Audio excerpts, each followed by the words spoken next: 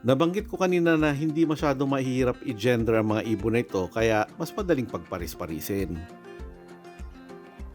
Bagamat hindi madaling makapagparami nito, maibibreed naman sila sa aviary o kahit sa mga breeding cages basta maiwasan lang na sila ay ma-stress at maibigay yung mga basic na pangangailangan nila. Hindi rin monogamo sa mga ibon na ito kaya pwedeng pagpalit-palitin ng pares kung hindi successful ang pairing.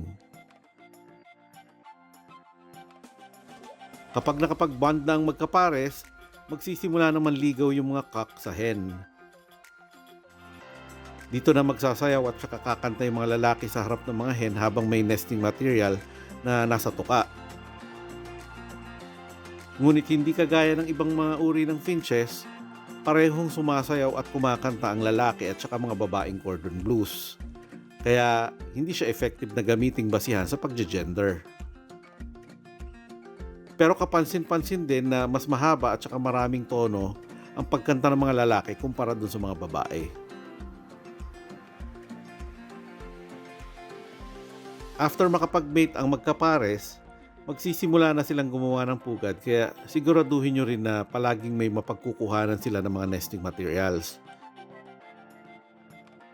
Paminsan-minsan ginagamit nila yung mga nest basket o nest box na nasa kulungan, pero may mga pagkakataon din na mas gusto nilang gumagawa sila ng sariling pugad na bilugan ng korte.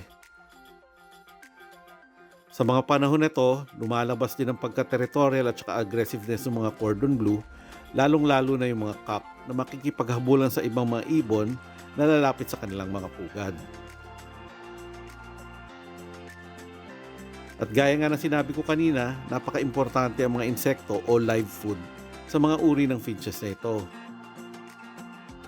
Maaari kasing hindi sila umitlog kapag hindi wasto o kumpleto yung diet nila na nakakatulong sa pagkondisyon nila sa pagbe-breed.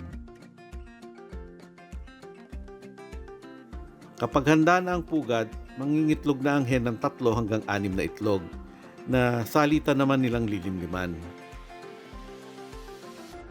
Huwag na huwag niyong sisilip-silipin yung mga pugad nila dahil ugali ng mga ito na iiwanan at hindi na maglilimlim o kaya pababayaan yung mga inakay kapag nabubulabog sila.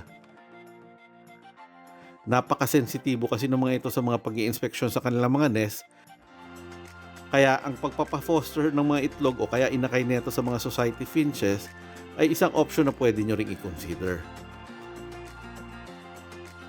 After 14 days ay mapipisa na ang mga itlog at patuloy na lilimliman at pakakainin ng mga magulang hanggang sa ika-9 na araw.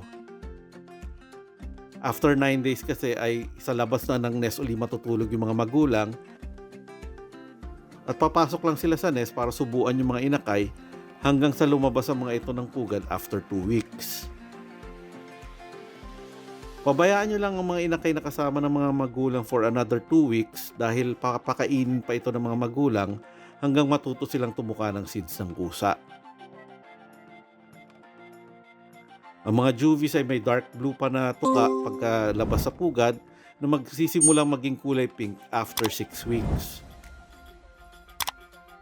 Ang kulay naman ng mga pisngi ng mga lalaking juvies ay lilitaw after 3 months.